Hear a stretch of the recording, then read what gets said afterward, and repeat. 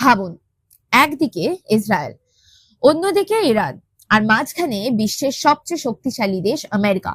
এবং এই সংঘাত এখন শুধু সীমান্তে নয়, তেল ক্ষেত্র, গ্যাস প্লান্ট, এমনকি বিশ্ব অর্থনীতিকেও কাঁপিয়ে দিয়েছে। এই যুদ্ধ কি তৃতীয় বিশ্বযুদ্ধের দিকে এগোচ্ছে? চলুন পুরো বিষয়টা সহজভাবে বুঝে নিই, শুরু থেকে এখন পর্যন্ত। এই সংঘাত শুরু হলো কেন? ইসরায়েল ও ইরানের মধ্যে শত্রুতা নতুন নয়। 1979 সালে ইরানে ইসলামিক বিপ্লবের পর থেকেই ইসরায়েলকে শত্রু রাষ্ট্র হিসেবে দেখা হয়।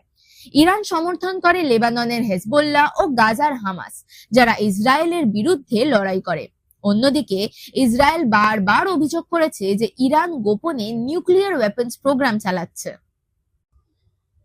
এই কারণেই বহু বছর ধরে গোপন হামলা, সাইবার আক্রমণ, গুপ্ত হত্যা চলছিল এই দুই দেশের মধ্যে। বর্তমানে যুদ্ধ কিভাবে শুরু হলো? 2026 সালের ফেব্রুয়ারির শেষে পরিস্থিতি হঠাৎই বদলে যায়। ইসরায়েল ও আমেরিকা মিলে ইরানের মিসাইল বেসেস, নিউক্লিয়ার রিলেটেড সাইটসে আক্রমণ শুরু করে। এরপর খুব দ্রুত ঘটনাগুলো এসকেলেট করতে থাকে। ইরানের শীর্ষ নেতা ও সেনা কর্মকর্তাদের টার্গেট করে হামলা, কয়েক দিনের মধ্যেই একাধিক উচ্চপদস্থ নেতার মৃত্যু, পুরো রিজিয়ন জুড়ে যুদ্ধ ছড়িয়ে পড়ে। চলুন গুরুতর সাম্প্রতিক আপডেটগুলো জেনে নিই। ইসরায়েল ইরানের সবচেয়ে বড় গ্যাস ক্ষেত্র সাউথ পার্সে হামলা চালিয়েছে, যা বিশ্বের সবচেয়ে বড় গ্যাস ফিল্ড।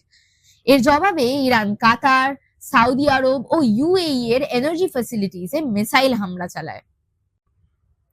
কয়েকটি গুরুত্বপূর্ণ ঘটনার মধ্যে পড়ছে ইরানের ইন্টেলিজেন্স মিনিস্টার ইসমাইল খাতিবের অ্যাসাসিনেশন, একাধিক টপ লিডারের অ্যাসাসিনেশন, ইরানের মিসাইল ব্যারেজ ইসরায়েলকে স্ট্রাইক করে। এই যুদ্ধ এখন শুধু দুই দেশের মধ্যে নয়, পুরো মিডল ইস্ট জুড়ে ছড়িয়ে গেছে। এই যুদ্ধের প্রভাব ভয়াবহ। এক, গ্লোবাল এনার্জি ক্রাইসিস। তেল ও গ্যাসের দাম $110 প্রতি ব্যারেল ছাড়িয়েছে। বিশ্বের 20% এলএনজি সাপ্লাই ক্ষতিগ্রস্ত। 2, স্ট্রেট অফ হরমুজ সংকট। বিশ্বের সবচেয়ে গুরুত্বপূর্ণ অয়েল রুট বন্ধ হয়ে যাওয়ার আশঙ্কা। 3, হিউম্যানিটেরিয়ান ক্রাইসিস। হাজারের বেশি মৃত্যু। লেবানন, ইরান, ইসরায়েলে বিশাল ক্ষতি হয়েছে। 4, global economy. Stock market pressure ও ইনফ্লেশন বাড়ার সম্ভাবনা।